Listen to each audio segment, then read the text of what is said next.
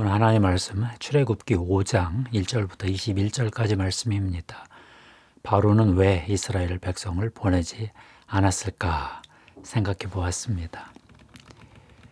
미국의 앤드류 델방코 교수라는 분이 있습니다. 콜롬비아 대학교 미국학 교수인데요. 1952년생으로서 70세를 살았습니다. 미국의 역사와 문화를 전문적으로 연구하는 분이지요. 그러니 누구보다도 미국을 잘 아는 사람일 것입니다. 델방코 교수는 1999년에 진정한 아메리칸 드림이라는 책을 썼습니다. 이 책에서 그는 지금까지 미국을 지배한 세 가지 정신을 논의했는데요. 초창기 미국은 하나님이 지배했다고 합니다. 다들 하나님의 영광을 위해 사는데 동의했다는 거죠. 두 번째 19세기에 이르러서 미국 사람들은 하나님 나라보다는 미국이라는 나라를 위해 살았다. 그런 말을 하네요. 미국 안에서 개인들이 각자 자기 능력껏 아메리칸 드림을 이루고 산다. 그랬겠죠. 그랬는데 20세기 후반에 이르러서 미국 문화가 바뀌었다. 그럽니다. 포스트 모던 시대에 미국 사람들은 개인의 만족, 자아의 팽창을 위해서 살고 있다. 이런 지적을 했습니다. 최근 유발 하라리도 2015년에 호모 데우스라는 책을 썼지요. 드디어 인간이 신이 되는 시대가 되었다. 그런 뜻 같아요. 인공지능과 4차 산업혁명 시대를 생각하면서 드디어 인간은 신이 필요 없는 시대, 내 스스로 신이 된 시대, 그런 시대를 산다는 것 같습니다. 오늘 성경 말씀에도 자기를 신으로 생각한 한 인물이 나옵니다. 바로 왕, 애굽 왕 바로입니다. 바로 왕 앞에 모세와 아론이 나타났습니다. 어쩌면 이 바로는 젊었을 때 이 모세와 왕권 후보자 경쟁을 했을 수도 있지요. 말은 모세가 아니라 아론이 했습니다. 이스라엘의 하나님 여호와께서 이렇게 말씀하시기를 내 백성을 보내라. 그러면 그들이 광야에서 내 앞에 절기를 지킬 것이니라. 이렇게 말했습니다. 바로가 비웃었지요. 여호와가 누구이기에 내가 그의 목소리를 듣고 이스라엘을 보내겠느냐. 나는 여호와를 알지 못하니 이스라엘을 보내지 아니하리라. 아론이 다시 또 말했습니다. 히브리인의 하나님이 우리에게 나타나셨은즉 우리가 광야로 사흘 길쯤 가서 우리 하나님 여호와께 제사를 드리려 하오니 가도록 허락하소서. 여호와께서 전염병이나 칼로 우리를 치실까 두려워하나이다. 아론은 히브리인들이 섬기는 하나님 그분에게 예배 안 하면 히브리인들이 전염병에 걸리고 칼로 죽는다. 이렇게 말을 했습니다. 그러거나 말거나 바로는 거절했습니다. 모세와 아론아, 너희가 어찌하여 백성의 노역을 쉬게 하려느냐? 가서 너희의 노역이나 하라. 이제 이 땅의 백성이 많아졌거늘 너희가 그들로 노역을 쉬게 하는도다. 바로는 바로 보복했습니다. 히브리인들을 더 괴롭히기로 작정했습니다. 벽돌 만드는 데 필요한 집을 주지 않고 알아서 구하라 했습니다. 백성이 애굽 온 땅에 흩어져 곡초 그루터기를 거두어다가 집을 대신했다. 12절 말씀이죠. 벽돌의 수량을 채우지 못하면 채찍질로 엄하게 다스렸습니다. 그러면 바로는 왜 이스라엘 백성을 보내지 않았을까요? 이스라엘 백성이 자기네 신을 예배할 수 있는 자유를 그는 절대 허락할 수 없었습니다. 인정할 수 없었습니다. 이스라엘 사람들은 바로의 백성이 아니라 바로의 노예입니다. 고대 시대에 어느 왕이 노예에게 예배의 자유를 허락하겠습니까? 더욱이 자기들의 신에게 예배를 드리러 나간다고 하는데 이건 반역이죠. 바로가 허락한 신 외에 다른 신을 섬기는 것은 있을 수 없는 일입니다. 그러면 바로는 왜 이스라엘 백성에게 예배의 자유를 허락할 수 없었을까요? 몇 가지 이유가 떠오릅니다. 첫째, 바로에게는 히브리인들의 종교 영성 문제보다 자기네 경제 문제가 더 중요하겠지요. 바로에게 히브리 노예는 노동력을 공급하는 원천 도구입니다. 노예는 곧 노동력이었지요. 너희가 어찌하여 백성의 노역을 쉬게 하려느냐? 가서 너희의 노역이나 하라.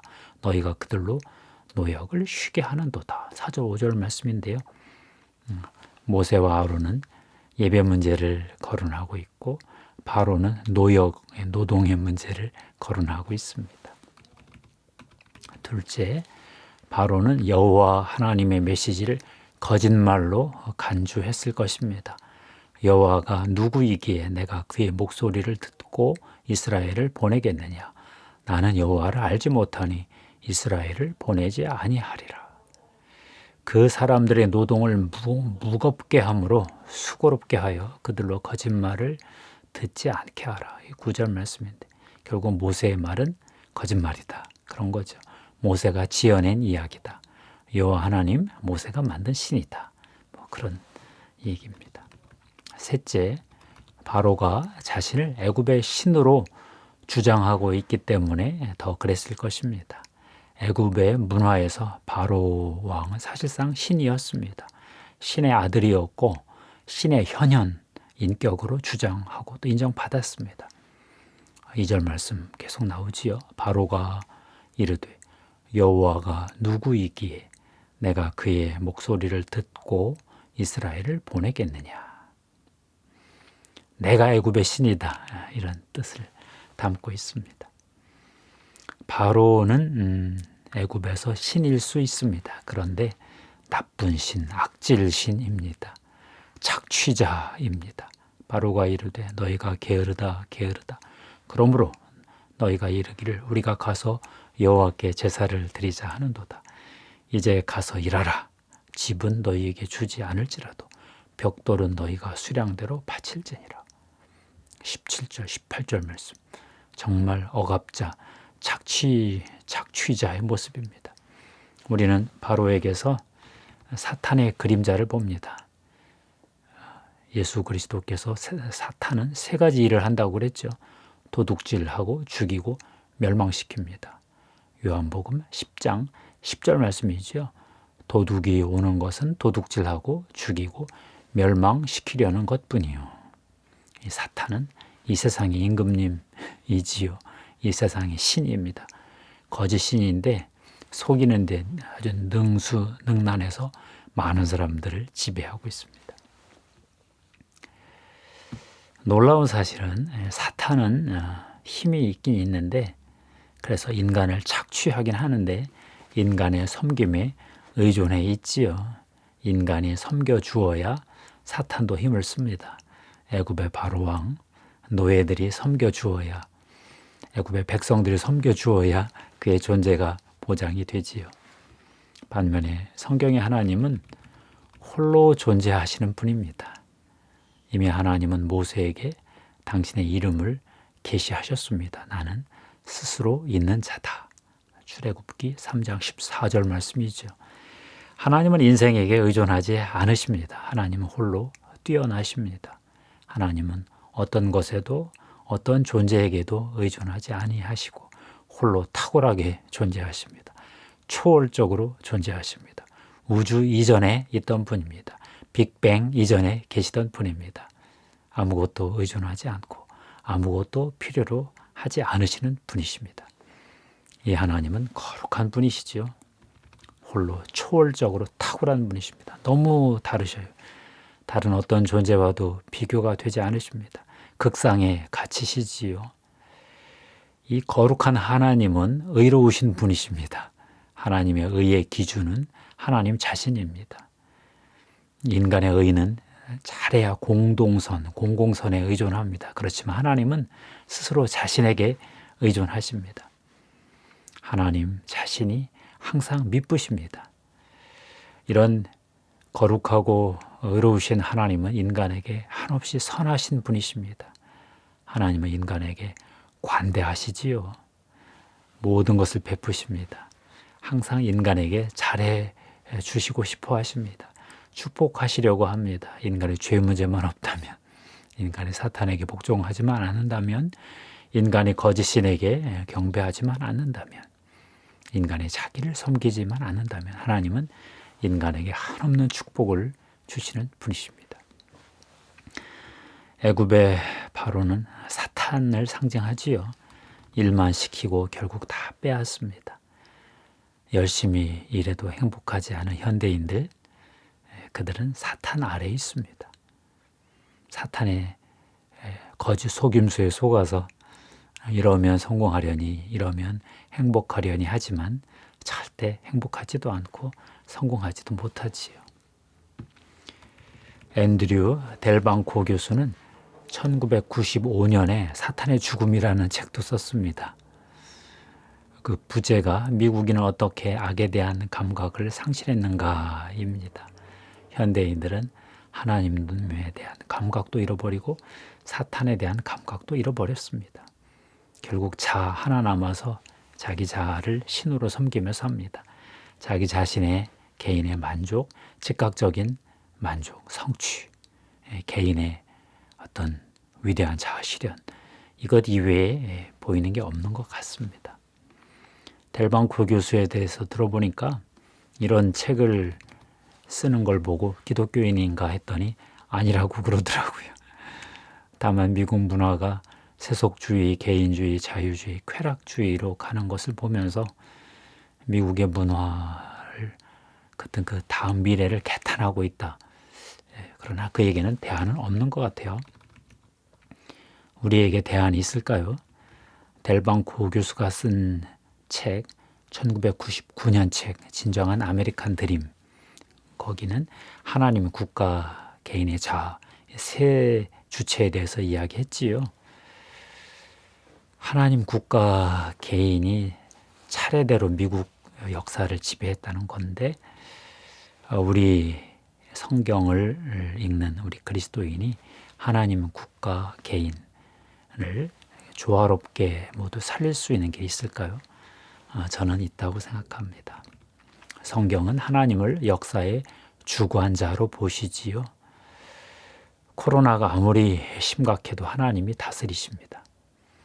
비록 중국 우한에서 중국인들의 잘못으로 발병했을 수 있습니다. 사탄이 이용했을 수 있겠습니다. 세계를 쥐락펴락하는 어떤 숨은 권력자들이 작동했을 수도 있습니다. 그렇지만 다 하나님이 통제하고 계십니다. 하나님의 역사 통치가 부정이 되면 성경이 무너지는 거죠. 성경은 국가도 하나님의 선물로 봅니다. 이스라엘만 축복이 아니라 열국 열방도 결국 하나님의 축복을 받습니다. 이스라엘을 통해서 축복을 받는 존재죠. 성경은 개인도 중요하게 봅니다. 하나님의 형상으로 창조된 귀한 존재, 탁월한 존재입니다. 사탄이 아무리 망가뜨려도 인간은 귀합니다. 문제는 우선순위와 관계겠지요. 하나님과 국가와 개인이 어떤 서로 연결된 어떤 관계가 중요하고 연결망이 중요하고 그 중에 더 중요한 것은 우선순위일 것입니다. 하나님이 가장 중요하셔야죠. 국가보다는 하나님이 더 중요하고 개인보다는 하나님이 더 중요해야 하나님 나라죠. 하나님이 다스리시는 나라. 그 하나님 나라 안에 국가가 있고 국가 안에 개인이 있는데 이 개인이 또 중요합니다. 하나님이 허락한 국가 안에서 개인들이 서로 섬기면서 공동선을 추구하면서 서로 사랑하는 그런 나라. 그것이 성경이 꿈꾸는 나라, 성경이 약속하는 나라이겠지요. 하나님을 믿지 않는 사람들은 어찌할 수 없을 것입니다. 그들은 이미 미디어와 마약에 중독되어 자기 쾌락 위주로 살다가 그냥 인생 끝내겠죠. 제가 지옥 얘기는 차마 못하겠습니다. 하나님을 제대로 믿는 사람들이 모여서 한 국가 안에서 교회 공동체를 이루고 하나님 문명을, 하나님의 사랑의 세계를 만들어야 되겠지요. 때로는 국가가 교회를 핍박할 수도 있습니다. 그래도 기독교인들은 교회 공동체 안에서 하나님의 사랑, 하나님의 열매를 드러내서 한 사람 한 사람을 소중히 여기고 공공선을 추구하면서 그 나라 문명에 기여해야 되겠지요. 저는 한국 교회가 그런 하나님 나라 교회가 되기를 바라고 있습니다.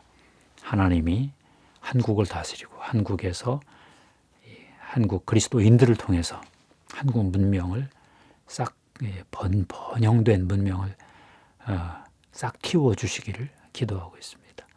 여러분도 이 기도에 동참해 주십시오. 감사합니다. 하나님 고맙습니다. 이 대한민국이라는 국가 안에 그리스도인들이 모여서 이 땅에 하나님 나라를 이루기 위해서 하나님 안 믿는 사람들까지도 복받는 나라 만들기 위해서 애쓰는 그런 기독교 문명 허락해 주시옵소서. 바로처럼 스스로 신으로 여기는 그런 서구인들 저 문명으로 우리 한국 문명이 가지 않도록 도와주시옵소서. 한 사람 한 사람 그리스도인들이 한국을 섬기고 하나님 나라를 섬기는 그런 위대한 기독교 문명 되게 축복하옵소서. 예수 그리스도 이름으로 기도하옵나이다. 아멘.